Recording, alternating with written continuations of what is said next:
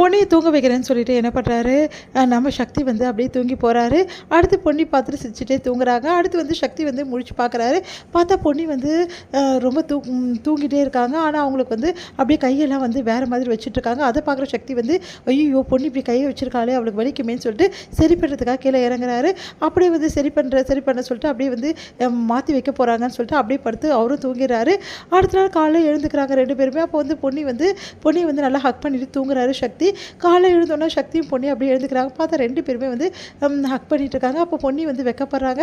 அப்படியே சக்தி பாட்டு ரசிக்கிறாங்க. அடுத்து வந்து சக்தி வந்து கண்ணை திறக்கிறாரு. பொன்னி அப்படி சொல்லிட்டு அப்படியே எழுந்துக்கிறாரு. ஒன்றும் இல்லைல்ல அப்படின்னோன்னா ஒன்றும் இல்லைங்க அப்படின்னு சொல்லிட்டு சொல்கிறாங்க. உடனே வந்து நான் எப்படி கீழே வந்தேன் அப்படி தெரியலையே, நீங்கள் தான் வந்திருக்கீங்க அப்படின்னு சொல்லிட்டு எப்போ சக்தி வந்தீங்க அப்படின்னோன்னா நைட்டு வந்து உன்னை பார்த்தேன். அதுக்கப்புறம் வந்து நீ கையெல்லாம் வந்து சரியாக வைக்கல, சரி வைக்கலான்னு வச்சு வந்தேன். ஓ அப்படியே தூங்கிட்ட போட்டிருக்கு, சாரி பொன்னி அப்படின்னாரு. அதெல்லாம் ஒன்றும் பிரச்சனை இல்லை, பரவாயில்ல, என்னை நல்லா பார்த்துக்கிறீங்க சக்தி, தேங்க்ஸ் அப்படி சொல்கிறாங்க. பரவாயில்ல பொன்னி இதில் என்ன இருக்குது அப்படின்னு சொல்லிட்டு அடுத்து வந்து சரி ஓகே இன்றைக்கி வந்து நிறைய வேலை இருக்குது ஆஃபீஸில் அப்படின்னோடனே என்ன ஆச்சுங்க அப்படின்னோடனே ஆஃபீஸ் வேலையில் வீட்டிலேயே பார்க்க போகிறேன், பிரீத்தி கூட வரேன்னு சொல்லியிருக்கா, அவளை வேறு வர சொல்லியிருக்கேன் அப்படின்னோடனே பிரீத்தி வராங்களா அப்படின்னு சொல்லி சந்தோஷப்படுறாங்க.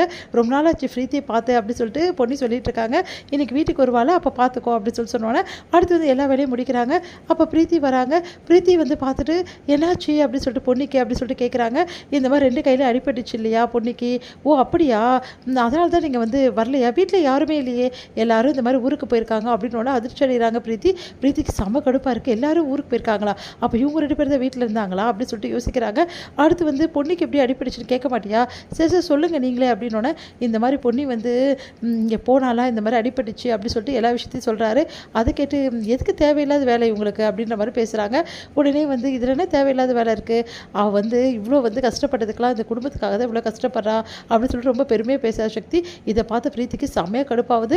அடுத்து வந்து பொண்ணுக்கிட்ட கேட்குறாங்க, சரி எப்படி இதெல்லாம் வந்து பண்ணுறீங்க, ரொம்ப கஷ்டமாக இருக்கே குக் பண்ணுறதெல்லாம் அப்படின்னோடனே நான் என்ன பண்ணேன், எல்லாம் சக்தி தான் பண்ணது, சக்தியா அப்படி சொல்லிட்டு அப்படியே யோசிக்கிறாங்க. உடனே ஆமாம் எல்லாமே பண்ணி விட்டுருக்கேன் பொண்ணுக்கு, அவளை நல்லா பார்த்துக்கிறது என்னோட பொறுப்பு தானே, அதனால் எல்லாமே பண்ணி ஏன் புடவை கூட நான் தான் கட்டி விட்டேன் அப்படின்னு செம்மையாக டென்ஷன் ஆகிறாங்க. எனக்கு புடவை கட்டி விட்டீங்களா அப்படின்னோடனே உடனே வந்து ஏங்க இதெல்லாம் பேசுகிறீங்க அப்படின்னோடனே தெரியாமல் சொல்லிட்டேன் சாரி பொன்னி அப்படின்னு நம்ம சொல்கிறாங்க. உடனே இதெல்லாம் கேட்டுக்க பிரீத்தி செம்ம கடுப்பாக வராங்க. வந்து நான் வாழ்கிற வாழ்க்கை இது, நான் வாழணும் இந்த வாழ்க்கையை, இவ வாழ்கிறாளே எல்லாம் சதி பண்ணி என்னை பிரிச்சுட்டா சக்திக்கிட்டேருந்து, உன்னை சும்மா விட மாட்டேன், நீ எப்படி வாழ்கிறேன்னு நானும் பார்க்குறேன் அப்படின்னு சொல்லிட்டு மனசில் அப்படியே நினச்சிக்கிறாங்க. உடனே வந்து அப்படி நல்லா பேசுகிற மாதிரி நடிக்கிறாங்க. எனக்கு ஒன்றும் பிரச்சனை இல்லை, நான் இங்கே தங்கி வந்து பொன்னி உங்களை பார்த்துக்கிறேன் அப்படின்னா அதெல்லாம் தேவையில்லை, சக்தியை நல்லா பார்த்துக்கிறாரு, அதனால் எனக்கு யாருமே தேவையில்லை, சக்தி போதும் அப்படின்னு சொல்லிட்டு பொன்னி சொல்கிறாங்க. செம்ம கடுப்பாவது வந்து பிரீத்திக்கு. அடுத்து வந்து சக்தியும் சொல்கிறாரு, ஆமாம் நீ ஆஃபீஸை பார்த்துக்கோ அது போதுன்றாரு.